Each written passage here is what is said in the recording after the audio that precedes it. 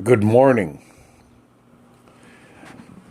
I don't rant about magic very much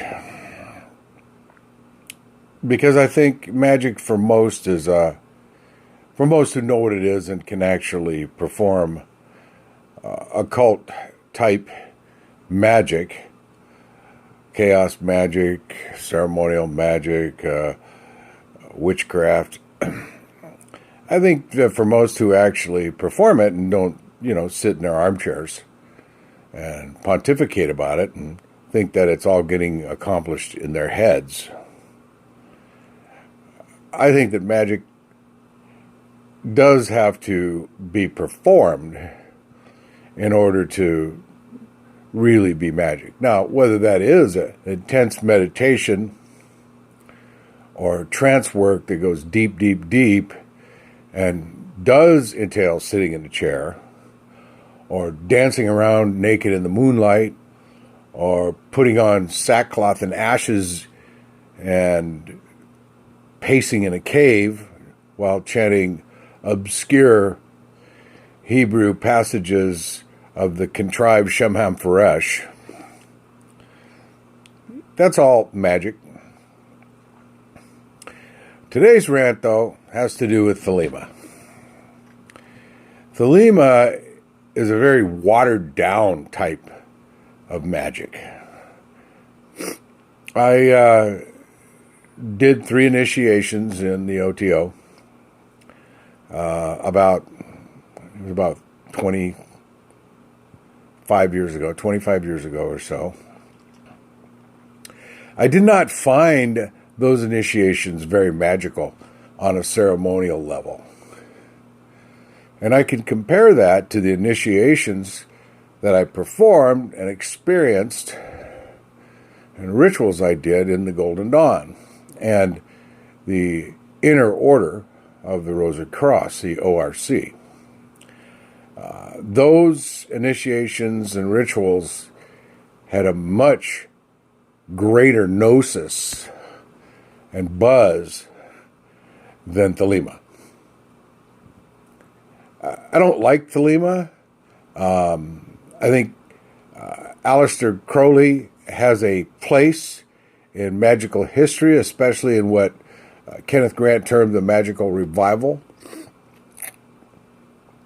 To my taste, he was far more magical than Crowley. I think we have to give Crowley a lot of credit for the rebel that he was and for what he accomplished in Thelema, with Thelema and with other pathways and traditions. I think we have to give him a lot of credit for that. However, that was almost 100 years ago. And it will be 100 years ago if the species survives. So, for people to dwell in the worn-out mundanity and practice of that type of ceremonialism, I believe is a huge waste of time.